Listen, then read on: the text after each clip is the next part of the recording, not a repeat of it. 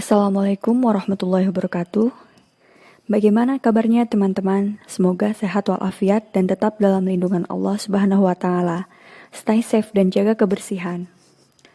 Untuk di video ini, saya Lutfia Qurrata Ayuni dan Nendi Nugraha akan menjelaskan tentang struktur tata ruang kota dalam pendekatan sistem kegiatan. Tolong disimak dan dicatat. Langsung saja. Yang pertama, saya akan menjelaskan tentang apa itu struktur tata ruang kota. Struktur tata ruang kota merupakan wujud struktural dan pola pemanfaatan ruang dengan baik itu direncanakan maupun tidak. Tujuannya yaitu untuk mewujudkan kesejahteraan masyarakat sehingga dalam proses pembangunan berkelanjutan yang mana peran serta masyarakat dengan kearifan lokalnya perlu untuk diberikan tools dan mekanisme yang jelas. Ada beberapa pola penggunaan lahan di kawasan perkotaan menurut Hadi Sabar Yunus, yaitu yang pertama ada pendekatan ekologikal, yang kedua pendekatan ekonomi, pendekatan morfologikal, pendekatan sistem kegiatan, dan yang terakhir yaitu ada pendekatan ekologi. Yang akan kami bahas di sini yaitu mengenai pendekatan sistem kegiatan. Pendekatan sistem kegiatan secara komprehensif yaitu merupakan upaya memahami pola-pola perilaku dari perorangan, lembaga-lembaga, dan firma-firma yang mengakibatkan terciptanya pola keruangan dalam kota, menurut Capin. Yang menjadi penekanan analisis yaitu unsur utama perilaku manusia dan dinamikanya. Yang selanjutnya bisa mengakibatkan terciptanya pola keruangan tertentu di dalam suatu kota. Setiap individu dan kota di dalam perkotaan pasti akan menyebabkan pola penggunaan lahan tertentu, yaitu pola perilaku manusia yang dapat diamati dengan sistem-sistem kegiatan, baik oleh perorangan maupun badan usaha swasta atau pemerintah. Raunels menggolongkan sistem-sistem kegiatan menjadi 3, yaitu yang pertama ada sistem kegiatan rutin. Sistem kegiatan rutin merupakan aspek kegiatan utama individu yang dilaksanakan, misalnya yaitu pergi belanja, ke kantor, dan lain-lain. Yang kedua yaitu ada sistem kegiatan terlembaga. Sistem kegiatan terlembaga yaitu kegiatan kelembagaan, baik lembaga swasta atau pemerintah yang difokuskan pada partikular poin. Yang ketiga yaitu ada sistem kegiatan yang menyangkut organisasi daripada proses-proses itu sendiri, yaitu menyangkut hubungan yang lebih kompleks, cross-relationship dengan berbagai sistem kegiatan lain, baik perorangan, kelompok, dan lembaga, yang mana titik tersebut akan menciptakan linkage atau pertalian yang sangat banyak dalam satu sistem. Yang selanjutnya yaitu teori untuk mengenal kaitan antara human behavior atau perilaku manusia dengan urban land use pattern atau pola penggunaan lahan kota. Teori yang pertama dikemukakan oleh Charles Colby, yang mana idenya tentang kekuatan-kekuatan dinamis yang mempengaruhi pola penggunaan lahan kota dituangkan di artikelnya yang berjudul Centrifugal and Centripetal Force in Urban Geography pada tahun 1993 yang dimuat di majalah Annals of the Association of American Geography.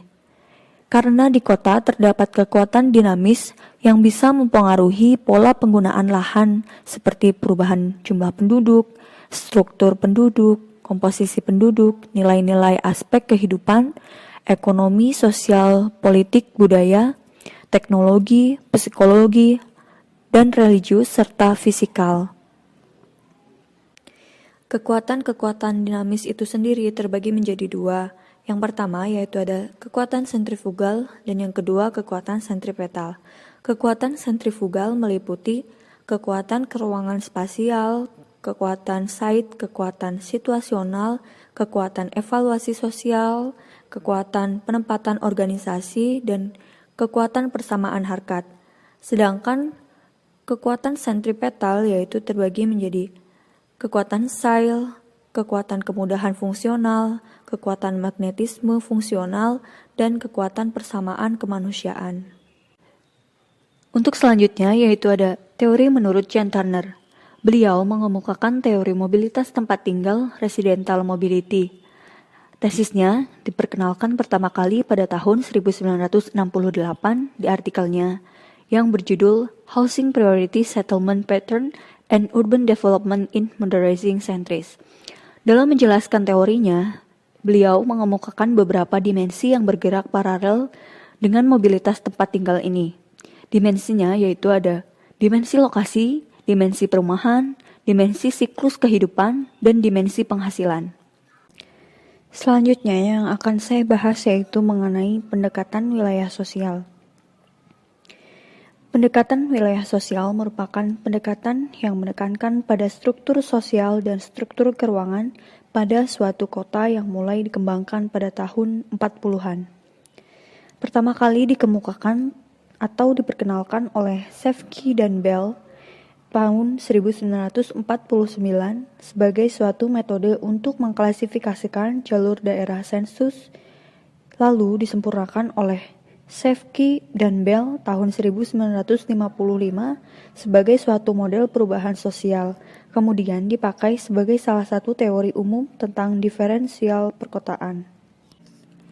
Titik model ini didasarkan pada 3 buah pemikiran konseptual yang luas mengenai sifat-sifat yang sedang berubah dari masyarakat modern atau the changing character of modern society, yaitu yang pertama ada persebaran-persebaran tentang jangkauan dan intensitas hubungan-hubungan atau change in the range and intensity of relation, yang kedua ada diferensiasi fungsi, dan yang ketiga yaitu semakin kompleksnya organisasi.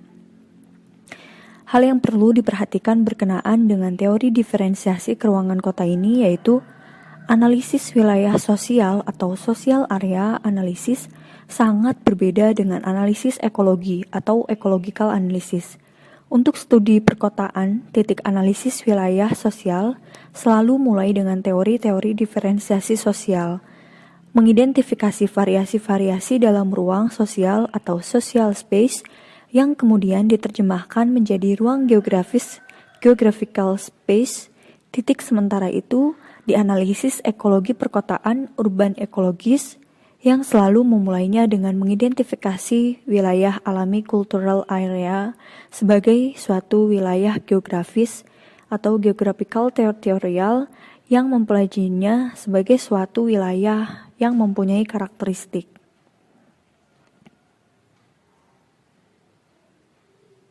Berikut ini merupakan tabel perbedaan antara social area analysis dan urban ecological analysis.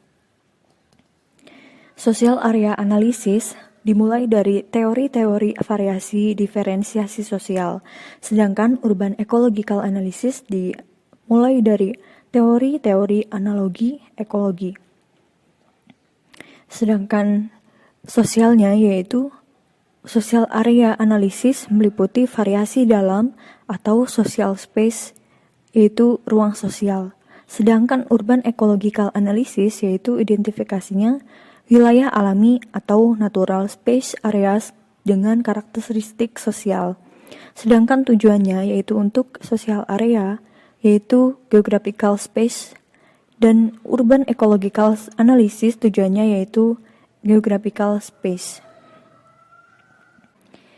Shefki dan Bell memandang kota sebagai suatu bagian masyarakat keseluruhan as part of society as a whole. Semua perubahan-perubahan masyarakat akan selalu tercermin di dalam kota. Perubahan-perubahan tersebut menyangkut ciri-ciri kehidupan sosial dari sifat yang dianggap primitif, tradisional sampai ke sifat-sifat gaya hidup modern. Perubahan-perubahan tersebut selalu meningkat skalanya. Oleh Shefki dan Bell, peningkatan skala ini disebut sebagai kontraks atau suatu produk yang mencerminkan daripada perubahan skala gaya hidup. Ada 3 macam ekspresi kontraks yang jelas terlihat, yaitu yang pertama ada social rank atau jenjang sosial, yang kedua urbanization, yang ketiga segregation. Untuk selanjutnya, saya akan menjelaskan tentang persebaran-persebaran ruang sosial. Yang pertama yaitu ada persebaran ruang sosial konsentris, yang mana persebaran ini menunjukkan distribusi keruangan tentang jejaring sosial. yang ternyata memang terdapat referensi beraneka ragam dari kelompok-kelompok penduduk terhadap lokasi untuk bertempat tinggal. Menurut Bell, referensi ini sangat berkaitan dengan gaya hidup seseorang, yang mana secara garis besar ada 3 macam gaya hidup. Yang pertama ada familisme, yang kedua konsumerisme, dan yang ketiga karirisme. Sedangkan familisme sendiri terdiri dari beberapa tahap. Yang pertama ada tahap pre-marriage, yang kedua tahap marriage pre-children, dan yang ketiga ada tahap children rearing, dan yang keempat ada tahap children launching, dan yang kelima marriage post-children. Masing-masing tahap ini, menurut Bell, mempunyai keterkaitan dengan preferensi lokal tempat tinggal dan jenis tempat tinggal. Sebagai contoh misalnya yaitu bagi orang yang belum menikah akan mempunyai selera lokasi dan jenis tempat tinggal yang berbeda dengan orang yang sudah menikah. Begitupun orang yang sudah menikah tetapi belum punya anak akan berbeda pula dengan yang sudah menikah dan mempunyai anak. Pertimbangan dekat terhadap sekolah, tempat bermain misalnya akan sangat mempengaruhi preferensi lokasi tempat tinggal bagi orang yang sudah menikah dari mempunyai anak-anak usia sekolah. Anak-anak yang banyak juga mempengaruhi preferensi jenis tempat tinggal tertentu, khususnya rumah yang relatif besar, sehingga bisa memenuhi kebutuhan kamar. Begitu pula bagi mereka yang cenderung menekankan gaya hidupnya pada kerja atau karirisme, mereka akan lebih menyukai lokasi tempat tinggal dekat dengan pusat kota, karena daerah inilah yang merupakan pusat kegiatan kota dan identik dengan lapangan pekerjaan. Dan bagi mereka yang mempunyai gaya hidup menonjolkan materinya, akan lebih senang bertempat tinggal pada lokasi-lokasi dekat theaters, pusat-pusat hiburan, dan toko-toko besar. Untuk selanjutnya yaitu ada persebaran ruang sosial sektoral. Persebaran ini banyak disebabkan oleh alasan ekonomi. Ide pertamanya berasal dari pendapat Homer Hoyt tahun 1939 yang menemukan pola penyebaran keruangan secara sektoral di kota-kota di USA. Perbedaan penggunaan lahan yang mencolok antara daerah pusat dan pinggiran serta spoke-like widget of land use atau penggunaan lahan seperti taji dan menjari terdapat hampir di semua kota-kota yang ditelitinya. Hal ini dikarenakan adanya konsentrasi penggunaan lahan yang sejenis di sekitar rute transportasi yang menjadi, seperti misalnya yaitu ada industri berat lebih tertarik pada lahan-lahan di sekitar jalur kereta api dan kanal-kanal. Perkembangan pemukiman baru banyak berkonsentrasi di sepanjang jalan raya, jalan-jalan menuju ke taman-taman kota maupun jalan-jalan yang banyak ditumbuhi pohon-pohon rindang di kiri kanannya. Daerah-daerah yang mempunyai pemandangan alam yang indah atau daerah yang tinggi, dekat dengan taman-taman yang indah dan berbentuk-bentuk daerah yang terbuka lainnya, banyak diminati oleh golongan tertentu yang mempunyai status sosial ekonomi yang tinggi. Hal semacam inilah yang Belle anggap sebagai penyebab terjadi penyebaran sektoral atas dasar status sosial ekonomi. Dan yang terakhir yaitu ada persebaran ruang sosial diskrit. Perbedaan-perbedaan kultural mengakibatkan kecenderungan etnis-etnis tertentu yang mengelompokkan pada bagian-bagian tertentu di dalam kota. Masalah bahasa, agama, dan adat, kebiasaan menurut Bell dianggap sebagai penentu terjadi segresi sosial dan kebutuhan untuk dekat dengan tempat-tempat pertemuan mereka yang sepaham, pusat agama, toko-toko khusus, misalnya yaitu toko penjual daging yang menyembelihnya melalui prosedur keagamaan yang dianut. Pusat-pusat hiburan tertentu akan menyebabkan terjadinya proses pengelompokan ini. Pada saat awal, para imigran memang menghadapi kendala tentang penghasilan dan mata pencaharian, sehingga pada saat itu, imigran tersebut lebih suka tinggal dekat dengan pusat kota yang banyak memberi peluang kerja dan menghemat pengeluaran ongkos transportasi, atau menurut Bridge Headers dilihat dari teori Turner. Dengan demikian, terciptalah suatu kondisi etnis yang heterogen dekat pusat kota yang terdiri dari berbagai etnis ini. Pada hakikatnya, ketiga macam persebaran tersebut akan terjadi secara bersama-sama, sehingga dalam wawasan sosial area analisis ini, Sesuatu kota akan selalu ditandai oleh kombinasi antara pola konsentris, pola sektoral, dan pola diskrit.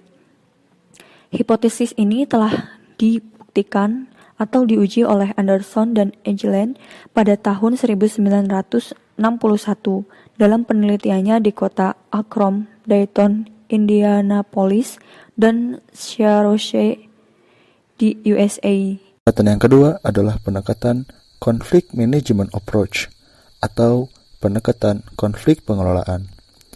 Pendekatan ini tergolong baru kehadirannya dalam studi geografi kota. Analisisnya menekankan pada hubungan antara perorangan dan kelembagaan. Pendekatan ini muncul oleh adanya perbedaan antara bagian dalam kota dengan di daerah pinggiran. Bagian dalam kota banyak mengalami kemunduran, serta muncul konotasi negatif tentang kota, sedangkan bagian pinggiran jadi bertambah baik. Hal ini disebabkan oleh adanya mekanisme alokatif di dalam kota yang menciptakan kesenjangan dan ketidakadilan. Mekanisme alokatif tersebut cenderung menciptakan masalah sosial, struktur keuangan, dan merupakan hasil dari persaingan untuk mendapatkan ruang di dalam kota. Analisis ini lebih pada tekanan-tekanan lokasional dan peranan pihak-pihak yang mengarahkan, mengontrol, dan memanipulasi penggunaan lahan di kota. Suatu kota mempunyai sejumlah unit pembuat keputusan dari berbagai skala, seperti skala mikro berupa rumah tangga atau masyarakat, dan skala makronya seperti badan pemerintahan dan instansi yang berhubungan dengan pengelolaan lahan. Masing-masing unit mempunyai seperangkat sumber daya seperti personil, modal, dan lahan yang akan dialokasikan untuk mencapai kegunaan yang maksimal. Yang khas dari proses alokasi ini adalah pendayagunaan seseorang tidak bebas karena menyangkut kepentingan orang lain. Sebagai contoh, pembelian mobil oleh seseorang berguna bagi dirinya antara lain mempertinggi mobilitas, tetapi dapat menimbulkan polusi dan dampak negatif tertentu terhadap orang lain. Dari konsepsi di atas, muncul istilah eksternalitas. Ada dua tipe efek eksternalitas, yaitu eksternalitas perilaku umum dan eksternalitas status. Eksternalitas perilaku umum meliputi pemeliharaan harta benda, kejahatan, dan perilaku umum lainnya. Sedangkan eksternalitas status adalah hasil dari keadaan sosial dan etnis dari sebuah keluarga. Efek samping seperti ini akan menciptakan sejumlah faktor menarik dan faktor tidak menarik di dalam kota, dan diartikan sebagai munculnya pembagian areal di dalam kota. Hal tersebut merupakan respon terhadap permintaan aksesibilitas bagi mereka yang telah berhasil memberikan eksternalitas baik positif maupun negatif. Jadi, lokasi-lokasi tertentu di dalam kota memang dicari dan diinginkan oleh pihak-pihak tertentu. Kelompok yang dekat dengan pihak-pihak ini diharapkan bisa memelihara, mengawasi, dan menilai dari barang-barang properties. Secara sosial, mereka bertanggung jawab akan hal-hal tersebut yang mempunyai pola kepentingan yang relatif sama. Munculnya pola-pola di dalam kota didorong oleh pembangunan daerah, seperti kompleks perumahan dalam skala besar yang seragam dalam bentuk, kualitas, maupun harga, sehingga secara tidak langsung akan menyaring masuk mereka yang mampu dan yang tidak mampu akan tersingkir. Kemudian, industri perumahan dan keuangan yang bertindak pilih kasih dalam memberikan informasi perumahan dan lokasinya, sudah jelas yang terjadi adalah segresi tempat tinggal yang didasarkan pada variabel pendapatan, variabel kelas sosial, dan variabel etnik origin. Dari hal tersebut, muncullah suatu areal konsentris bunga. Nah, areal ini dibagi menjadi 3. Yang pertama adalah zona City of the Dead, atau zona paling dalam, merupakan zona yang dihuni oleh penduduk berpenghasilan rendah dan ditandai pula oleh pelayanan sosial yang kurang. Yang kedua adalah zona The City of Needs, merupakan bagian kota yang dihuni oleh golongan pekerja dengan penghasilan yang lumayan. Kehidupannya lebih baik dari zona penduduk sebelumnya. Dan yang ketiga adalah zona City of Superfluidity, yaitu zona paling luar yang dihuni oleh golongan elit dan pebisnis. Kemudian, adapun penyebab kesenjangan. Dengan melihat karakteristik daerah hunian tersebut, nyatanya ada private sector flows, di mana pembangunan wilayah kota menjadi unit pemerintah lokal. Ternyata hal ini telah menimbulkan kesenjangan dan konflik sosial. Setiap unit pemerintahan bisa menaikkan pajak untuk membayar jasa pelayanan umum dan fasilitasnya. Namun, karena kemampuan daerah yang berbeda, maka menimbulkan outcome yang berbeda juga. Banyak wilayah yang kemampuan wilayahnya sangat rendah justru membutuhkan pelayanan yang lebih besar daripada wilayah yang mempunyai kemampuan yang sangat tinggi. Situasi ini disebut dengan Central City Suburban Physical Disparities Problem. Wilayah ini membutuhkan pelayanan umum yang sangat banyak, tetapi cuma menghasilkan pendapatan pajak yang rendah. Karena di daerah pusat ini merupakan konsentris penduduk penghasilan rendah, kelompok etnis kecil, penjahat, dan lansia, serta banyak muncul pemukiman kumuh. Aktivitas penglaju lebih banyak dilakukan oleh penduduk pinggiran ke dalam kota, dibandingkan penduduk bagian tengah ke daerah pinggiran. Situasi tersebut juga menambahkan beban perpajakan di daerah sentral menjadi lebih besar dibandingkan dengan kemampuan penghasilan uang dari sektor perpajakan ini. Di masyarakat umum sendiri terdiri dari berbagai golongan dan punya peranan di masyarakat. Untuk memenuhi kebutuhan dan aktivitasnya, perlu sarana maupun prasarana yang bermacam-macam untuk memenuhi kebutuhan tersebut. Sarana dan prasarana tersebut selalu membutuhkan ruang dan sistem pendukung atau properti. Hal ini dilakukan untuk merealisasikan suatu pembangunan baru maupun rehabilitas bagi fungsi-fungsi yang telah ada. Jika dilakukan oleh perorangan, maka membutuhkan biaya yang sangat tinggi apalagi dalam tahap awal, dan untuk hal itu diperlukan sumber dana yang besar. Untuk mensiasati kebutuhan biaya tersebut, biasanya beberapa lembaga pengadaan dana atau modal mengumpulkan dana lewat tabungan, sumbangan pensiun, dan asuransi perorangan. Jika pada industri keuntungan atau dana diperoleh dari penjualan hasil produksi, nah, beda lagi dengan institusi keuangan. Mereka mendapatkan dana mereka dengan cara menambahkan bunga dari setiap jumlah investasi yang ada. Setelah dana terkumpul, barulah alokasi dana dapat disalurkan. Dalam hal ini, peranan developers sangatlah besar. Upaya pembangunan lingkungan tidak dapat dilakukan seenaknya tanpa berkonsultasi terlebih dahulu pada peraturan-peraturan yang berhubungan dengan perencanaan, pembangunan, dan peraturan tentang bangunan. Untuk itu, diperlukan lembaga-lembaga profesional untuk mengontrol bangunan yang sudah jadi, baik pengacara, surveyors, penaksir harga, dan agen-agen perumahan yang akan menilai kualitas dan menentukan kapasitas hukumnya. Baru kemudian diputuskan apakah bangunan tersebut akan dijual ataupun disewakan. Ada implikasi keuangan pendekatan konflik pengelolaan. Dapat disimpulkan bahwa operasionalisasi sistem tersebut ternyata hanya menguntungkan beberapa pihak saja, sedangkan pihak yang lain terpaksa harus menelan pil pahitnya.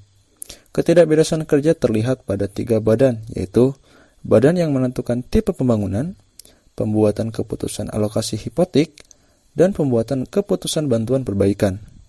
Contoh, konflik yang ditimbulkan oleh pembuatan keputusan tentang tipe pembangunan, seperti kota London pada tahun 60-an dan permulaan 70-an. Memang pada masa itu adalah periode urban renewal, di mana pembagian besar dana diperuntukkan pada pembangunan-pembangunan di pusat kota.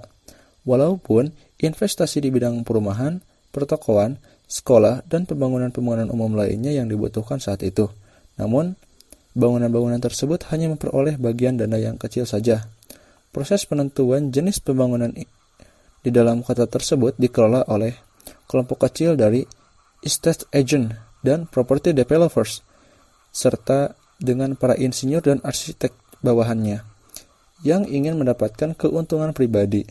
Masyarakat seolah tidak mempunyai daya apapun untuk mengoreksi rencana besar yang telah disusun mereka. Pembelian rumah adalah hal kedua yang menyebabkan kesenjangan sosial dan keruangan di dalam kota. Dalam proses pengajuan pinjaman keuangan untuk membeli rumah, biasanya pihak keuangan mempertimbangkan beberapa hal, antara lain besarnya penghasilan, kemantapan penghasilan, dan kelakuan baik dari si pemohon. Sebagai contoh adalah kepada para pekerja kasar yang kemungkinan mampu memperoleh penghasilan yang lebih tinggi, tetapi mereka agak sulit untuk meningkatkan penghasilannya dari waktu ke waktu, sehingga kurang memperoleh kesempatan dalam mendapatkan pinjaman uang. Dibandingkan dengan pekerja tetap pada suatu instansi atau grup-grup profesional lainnya, yang kepastian kerjanya jauh lebih terjamin dan dari waktu ke waktu selalu mengalami kenaikan gaji. Karena kebanyakan perumahan yang memenuhi standar dengan kualitas yang baik terdapat di daerah pinggiran kota, maka pengaliran dana juga kebanyakan justru ke daerah ini dibandingkan ke bagian dalam kota yang tidak standar dan kualitasnya biasanya rendah. Disadari atau tidak, tindakan diskriminasi terhadap pembangunan tempat tinggal memang terjadi. Bahkan pada beberapa bagian di dalam kota ada yang sama sekali tidak akan pernah mendapatkan kemudahan tersebut, yang oleh beberapa pakar seperti kebanyakan diberi istilah sebagai red link areas atau daerah bergaris merah. Artinya, agen menolak memberi pinjaman uang untuk perumahan yang terletak pada red link areas karena pada daerah ini mengalami penurunan kualitas perumahan dan lingkungan. Meskipun upaya menarik sektor swasta untuk ikut membiayai pembangunan perumahan di bagian dalam kota ini mengalami kesulitan, tetapi sektor umum atau publik sektor pun telah membantu dalam upaya perbaikan perumahan maupun lingkungan dalam wujud bantuan keuangan. Kemudian, yang ketiga adalah pendekatan Marxist atau Marxist approach. Nah, pendekatan ini dikemukakan oleh Karl Marx, dan pendekatan ini tergolong lebih radikal sifatnya. Dalam pembahasan struktur perkotaan, pendekatan ini bertitik tolak pada keberadaan ekonomi kapitalis, di mana proses-proses dan hubungan-hubungan fungsional yang ada di dalam kota merupakan produk dari sistem ekonomi kapitalis. Pembagian sosial dan keuangan di dalam kota adalah produk daripada capitalism mode of production atau tata cara produksi kapitalis. Teori ini membahas tentang mekanisme alokasi lahan di dalam kota kepada individu-individu yang didasarkan atas pendapatnya. Selanjutnya, pemilikan lahan akan menentukan besarnya sewa dan variasi besarnya sewa ini akan menciptakan struktur pembangunan atau penggunaan lahan tertentu. Pendekatan Marxis ini menekankan analisisnya pada organisasi produksi yang berlaku pada sistem perekonomiannya pada setiap masyarakat kecuali masyarakat primitif karena hampir sebagian besar penduduknya terlibat secara langsung pada proses produksi. Sementara itu, segolongan minoritas penduduk mengontrol tenaga kerja dan barang-barang yang diproduksinya. Di dalam sistem ekonomi modern, pemilik-pemilik industri dan perdagangan yang ada dalam hal ini disebut dengan kapitalis karena selalu mengarahkan dan mengontrol para pekerja serta produksinya. Menurut paham ini, para kapitalis merencanakan kebijakan berdasarkan atas pertimbangan memperoleh keuntungan sebesar-besarnya di dalam sistem produksi. Akibatnya, mereka berusaha untuk menekan upah para pekerja pada jumlah tertentu yang dianggap cukup untuk mempertahankan hidupnya saja, serta untuk memproduksi pekerja-pekerja yang lebih banyak untuk generasi mendatang. Hal inilah yang menjadi dasar sumber keuntungan dan kekayaan di dalam sistem perekonomian kapitalisme, di mana perjuangan untuk memperoleh kesetaraan sudah membudaya dan merasuk ke hampir semua sedimen di dalam masyarakat. Perbedaan pendapatan upah dalam ekonomi kapitalis dengan membeda-bedakan pekerja ini akan melemahkan upaya pembentukan kesadaran kelas yang kuat dan melemahkan semangat pejuang dari beberapa kelas pekerja. Organisasi ekonomi kapitalis menimbulkan distribusi pencapaian yang tidak merata. Sebagai konsekuensi dari adanya perbedaan yang besar antara tingkat gaji berkuasa dengan segolongan pekerja, dan perbedaan-perbedaan kecil antara lain tingkat upah dari pekerja.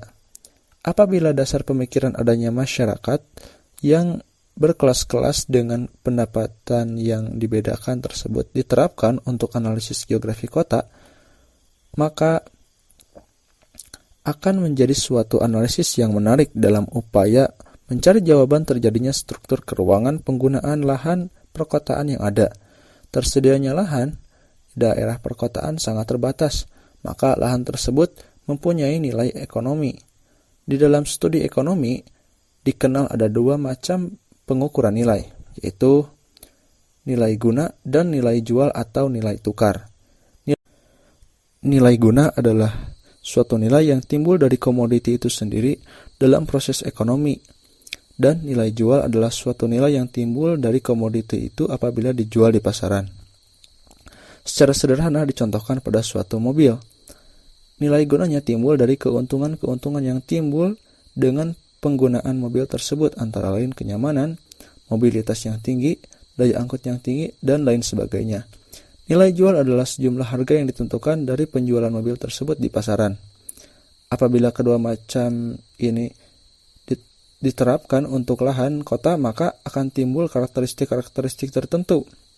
Beberapa karakteristik tersebut adalah lahan tidak mengalami pemindahan tangan dalam waktu yang singkat, sehingga pada saat seseorang atau pihak tertentu menguasainya, mereka dapat menikmati kegunaan lahan tersebut dalam kurun waktu tertentu, baik itu menyewakannya atau mengantarkannya kepada pihak lain.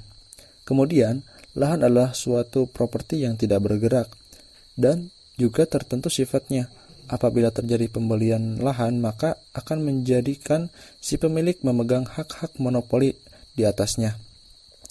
Lahan dan segala perbaikan-perbaikan di atasnya dapat berfungsi sebagai komoditi, di mana akan menjadikan pemiliknya mempunyai posisi ekonomi yang lebih kuat dibandingkan yang tidak mempunyainya.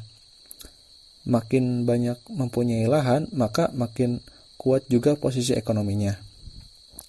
Baik nilai tukar lahan maupun pemilikan lahan ditentukan oleh persaingan dalam penawaran. Bisa dianalogikan dengan proses pencarian tempat duduk pada suatu gedung pertunjukan. Dengan asumsi bahwa setiap kursi mempunyai karakteristik yang sama dan setiap pengunjung punya kesempatan memilih secara bebas. Pengunjung yang pertama kali masuk mempunyai kesempatan sebesar nilai N, yaitu sejumlah kursi yang tersedia. Pengunjung yang kedua mempunyai kesempatan sebanyak nilai N1. Pengunjung yang ketiga mempunyai kesempatan sebanyak nilai N2, dan juga seterusnya. Kekuatan penawarannya ditentukan oleh besar kecilnya penghasilan. Makin tinggi penghasilannya, maka makin tinggi pula kesempatan memperoleh lahan-lahan terbaik. Sedangkan makin rendah pendapatannya, maka akan mengalami hal-hal yang sebaliknya. Bagi mereka yang tidak ada kesempatan memperoleh lahan karena penghasilannya terlalu rendah, maka golongan ini terpaksa harus menyewa dari golongan yang mempunyai lahan. Dalam hal ini, pembiayaan lahan bersifat relatif, di mana rendah untuk yang berpenghasilan tinggi dan tinggi untuk yang berpenghasilan rendah. Karena kemampuan daya beli yang tinggi dari penduduk berpenghasilan tinggi tersebut akan mengakibatkan adanya dominasi dari penduduk ini dalam bentuk monopoli atas lahan perkotaan. Para tuan tanah ini hanya meliputi sebagian kecil saja dari penduduk kota. Namun, mereka menguasai dan mengontrol pasaran lahan perkotaan. Beberapa lokasi lahan saja yang ditinggali tuan-tuan tanah ini, dan beberapa lain disewakan atau dikontrakan bagi mereka yang tidak mampu membeli. Sedangkan, prinsip-prinsip ekonomi kapitalis pada umumnya, tuan-tuan tanah pada sistem ekonomi ini juga berpedoman untuk memperoleh keuntungan yang maksimal dari investasi lahannya dan menekan biaya perbaikan serta pemeliharaan serendah-rendahnya. Bahkan kadang-kadang tuan-tuan tanah ini justru membiarkan penyewa menjadi terlantar apabila mereka melihat kemungkinan untuk membangun kembali dengan harapan memperoleh sewa yang jauh lebih besar. Tujuan menelantarkan ini adalah untuk mengusir penyewa secara tidak langsung supaya tidak ada kekerasan. Pembangunan kembali ini sering berwujud pengubahan pemukiman menjadi bangunan-bangunan yang akan disewakan atau dikontrakkan kepada instansi-instansi tertentu sebagai kedudukan kantornya. Strategi ini menimbulkan permasalahan yang sangat rumit untuk dipecahkan pemerintah. Sebagai contoh, pada daerah di bagian dalam kota yang merupakan daerah paling berat menghadapi masalah kekurangan tempat tinggal. Banyak yang tidak mempunyai tempat tinggal, namun pada saat yang bersamaan terlihat banyak bagian-bagian lahan yang masih kosong dan tidak terurus. Dalam peranannya yang besar di dalam pasaran lahan di kota, tuan-tuan tanah mempunyai hak atas monopoli lahan, mampu mengatur dan menentukan pola penggunaan lahan di dalam perkotaan. Uang sewa bagi si penyewa merupakan harga yang harus dibayar untuk menempati suatu ruang di dalam kota. Sekaligus merupakan use value dari lahan tersebut. Apabila uang sewanya tinggi, maka hanya diperuntukkan bagi penggunaan komersil saja maupun penggunaan eceran tingkat tinggi. Tetapi apabila nilai sewanya rendah, lahan yang bersangkutan hanya diperuntukkan bagi penggunaan lahan tempat tinggal saja. Nah, kemudian ada implikasi keruangan pendekatan Marxis. Nah, implikasi ini yang terpenting adalah analisis pendekatan Marxis terhadap struktur keruangan perkotaan memang dimulai dengan peranan kapitalisme itu sendiri. Kapitalisme akan menciptakan kemakmuran bagi pihak-pihak yang mempunyai alat-alat produksi. Hal ini berarti bahwa bagian kota yang mengalami penurunan kualitas dan tidak lain merupakan konsekuensi operasi produksi kapitalis. Rasionalnya adalah hal ini memotivasi mencari keuntungan setinggi-tingginya hingga mendorong untuk menaikkan harga sewa sampai ke tingkat di mana mereka memperkecil pengeluaran-pengeluaran lain. Eksploitasi seperti ini dipandang perlu supaya pihak yang mempunyai lahan tersebut tidak kehilangan posisi yang menguntungkan. Ekonomi perkotaan selalu berusaha menciptakan dan memerlukan adanya sumber tenaga kerja yang murah, yang dapat dieksploitasi sedemikian rupa untuk kepentingan mereka dan menghadapi fluktuasi di dalam siklus perkotaan. Kemelaratan dan keterbatasan menurut analisis Marxisme bukanlah karena kegagalan-kegagalan personal atau institusional, melainkan sebagai akibat dari adanya organisasi kapitalis dari masyarakat. Jika pemerintah kota mengadakan kebijakan untuk mengentaskan kemiskinan dengan cara membuat peraturan-peraturan tertentu tentang sewa, menurut pendekatan Marxisme dianggap kurang tepat karena tingginya sewa dan rendahnya upah tersebut semata-mata adalah simplause atau bisa dibilang hanya ya begitulah dari suatu tatanan ekonomi tertentu dan bukan sebagai penyebab kemiskinan itu sendiri.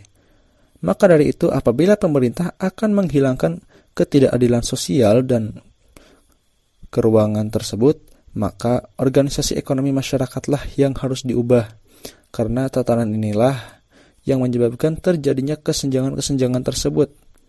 Public ownership hendaknya menggantikan private ownership dalam hal pemilikan lahan, karena semua peruntukan lahan dapat dikaitkan dengan kebutuhan sosial. Kemudian kita bisa mengkritik terhadap pendekatan Marxis. Walaupun penalaran pendekatan Marxis ini sangat mengesankan, namun masih mengundang pertanyaan yang mendasar. Apakah teori tersebut dapat direalisirkan? Berkenaan dengan pernyataan ini, ada beberapa butir permasalahan yang perlu memperoleh perhatian, yaitu pertanyaan ini berkaitan dengan situasi di negara blok timur yang menganut paham centrally planned economy. Masih merupakan negara-negara yang keberadaannya relatif masih baru, sehingga perubahan sosial yang bersifat radikal akan cukup sulit. Di samping itu, pengukuran kepincangan sosial di negara-negara tersebut akan mengalami kesulitan yang cukup berarti karena data statistik berkenaan dengan keadaan sosial tidak ada. Kemudian, pada kenyataannya, sebagian besar kota-kota di negara blok timur ditandai pula dengan distribusi sosial dan keruangan yang bervariasi. Hal ini membuktikan bahwa centralized economy ternyata membuahkan pola keruangan dan sosial yang mirip dengan negara-negara yang menekankan ekonominya pada private ownership dan kapitalisme. Semua masyarakat baik yang menganut paham kapitalisme atau centrally control selalu mempunyai masalah social injustice dan area deprivation. Sebagai pencerminan dari adanya search and research, upaya untuk menghilangkan atau mengurangi kesenjangan-kesenjangan ini telah menimbulkan berbagai sistem birokrasi yang kompleks dan pada akhirnya akan menciptakan konsekuensi sosial politik tertentu.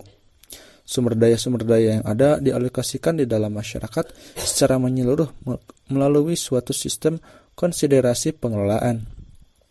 Organisasi seperti ini akan mempunyai peraturan, prosedur, dan preferensi tertentu yang diatur sedemikian rupa dalam sistem birokrasi yang bertele-tele dan bukannya meninjau struktur sosial politik yang ada dan merupakan sumber terciptanya pola-pola keuangan dan sosial kota seperti itu. Nah, pendekatan Marxis ini dikritik karena kandungan ideologinya. Seperti kita ketahui bahwa suatu model selalu bersifat objektif dan tidak memihak atau value free. Walaupun sebenarnya diakui bahwa dasar teorinya memang mempunyai relevansi dengan kenyataan dan sebagaimana teori dalam ilmu sosial. Walaupun kandungan sifat politik dari pendekatan ini dianggap sebagai suatu dosa pada suatu model analisis, tetapi perlu diingat bahwa pengertian politik di sini tidak hanya merupakan kegiatan yang radikal dan revolusioner saja, tetapi juga mengacu pada kegiatan yang berusaha menggunakan power untuk mempertahankan serta memperkokoh posisi dalam penguasaan. Dalam hal ini, salah satu ciri yang mencolok dari pendekatan Marxis tentang kandungan politiknya adalah sangat bersifat over atau terang-terangan dan implisit atau tegaslah. Sedangkan dengan politik model lain kebanyakan bersifat cover atau tidak terang-terangan lah, dan hidden bisa dibilang terselubung. Nah, dengan demikian teori pendekatan Marxis ini lebih mudah diserang oleh kritik-kritik dan ditolak atas dasar ideologinya. Namun sebagai suatu teori bukan tidak berguna atau tidak berharga sama sekali, tetapi dalam setiap pembahasannya tentang teori-teori struktur keuangan maupun sosial kota, sangat penting untuk selalu sadar akan adanya dasar ideologi tersebut. Apakah teori ini merupakan teori Marxis ataupun non-Marxis? Nah, analisis Marxis ini memang yang telah banyak mempengaruhi studi di dalam kota. Memang tidak dapat disangkal bahwa sebagai suatu badan teori, pendekatan Marxis untuk studi struktur sosial dan keuangan kota adalah logis, konsisten, dan menggelitik. Tetapi sebagaimana pendekatan-pendekatan sosial lainnya yang sedikit banyak secara tersembunyi, sebagai salah satu teori, jelas pendekatan ini bersifat netral. Hanya saja kadang-kadang oleh pihak-pihak tertentu digunakan untuk tujuan politik. Hal inilah yang harus diwaspadai, khususnya untuk negara Indonesia yang sudah mempunyai way of life sendiri dengan jelas dan mantap, yaitu Pancasila sebagai ilmu dan dasar ideologi negara. Sebagai ilmuwan, mempelajari berbagai macam teori memang suatu keharusan, sehingga kita betul-betul dapat mengambil manfaat darinya untuk membangun dan memajukan bangsa. Nah, sekian presentasi dari kami. Mohon maaf atas kekurangan dan kesalahan jika teman-teman dan para penonton mempunyai saran, silahkan berkomentar. Terima kasih. Wassalamualaikum warahmatullahi wabarakatuh.